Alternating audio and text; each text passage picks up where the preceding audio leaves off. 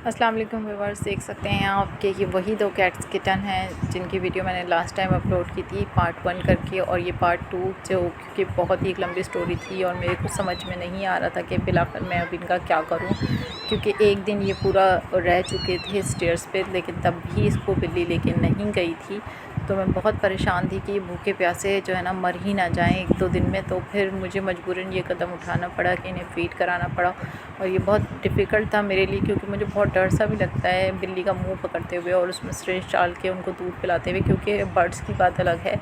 Birds की तो मैं हैबिचुअल हूँ, पिला देती हूँ, उन्हें फ़ीड करा देती हूँ, लेकिन जो है ना कैट को पकड़ना और उसे फ़ीड कराना इस तरीके से, तो ये बहुत डिफ़िकल्ट लग रहा था मुझे।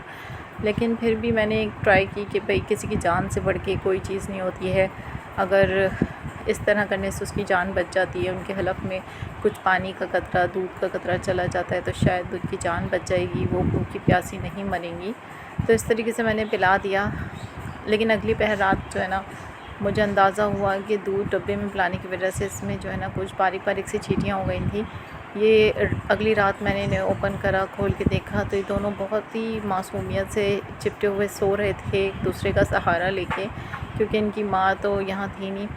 तो मुझे बहुत अफ़सोस हुआ, और जब मैंने गौर किया तो मुझे नज़र आया कि यहाँ पे कुछ बारीक बारीक चींटियाँ जो हैं वो इनके डब्बे में हो रही हैं, और ये बहुत ख़तरनाक थी इन बिल्लियों के लिए, इन्हें काट भी सकती थी, मार भी सकती थी। तो फिर फ़ौरन मैंने जो है ना इस डब्बे को ख़ाली किया, अच्छी तरीके से झाड़ा इसको, क्योंकि एक भी चींटी इसमें ना रह जाए। फिर मैंने इन दोनों को बाहर निकाला, और बाहर निकाल कर ही मैंने टिशू और बेबी वाइप वगैरह रख लिया साथ में, और पहले मैंने इनको फ़ीड कराया ताकि जो है ना अच्छे से फ़ीड करा के इन्हें साफ़ कर दूँ फिर। और देखिए इसकी तो बिल्कुल भी आइज़ ओपन नहीं हुई है अभी, इतना छोटा और इतना क्यूट सा है।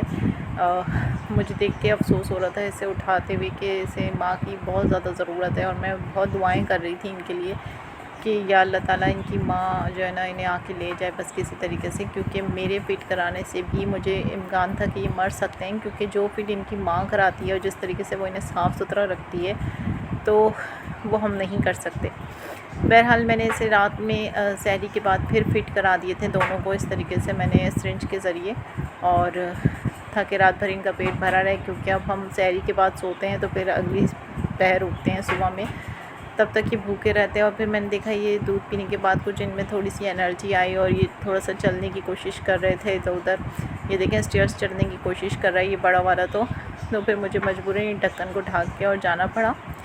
अच्छा जनाब, अगली पहर भी मैंने सुबह में देखा तो ये बहुत ज़्यादा डर्टी से होने लगे थे, और फिर मुझे डर सा लगा कि कीड़े या कोई इनको खा ना ले। फिर मैंने इनको छत पे ले जा के रख दिया था, और खुशी की बात ये हुई कि ये जो है ना छत पे से जिस तरफ से बिल्ली कूद के आती थी वो रास्ता हमें मालूम था, हमने वहाँ पे ले जाके इसको डब्बे को रखा था। और देखें इस डब्बे में से वो बच्चे गायब हैं। मैंने पूरी छत को अच्छे तरीके से देखा, लेकिन वहाँ मुझे नज़र नहीं आए। जब मैं नीचे आई और स्टोर रूम की तरफ गई तो मुझे ये बच्चे इस तरीके से लटका हुआ नज़र आया, तो मैं समझ गई कि ये बिल्ली ने ऊपर से लाके नीचे स्टोर में यहाँ डब्बे में डाला है, और ये बिल्ली भी वापस आ गई है। और ये डेली हमसे खाना लेती थी, यहाँ पे खाती थी कुछ भी, हड्डी बोटी वगैरह वटेवर। तो मुझे बहुत खुशी हुई, मैंने फ़ौरन इसे बोटियाँ निकाल के दी और खिलाई, क्योंकि ताकि अपने बच्चों को अच्छे से फ़ीड करा सके। और ये यहीं बैठी हुई थी, थैंक गॉड कि रिटर्न आ गए। वीडियो पसंद आए तो लाइक कीजिएगा। अल्लाह हाफ़िज़।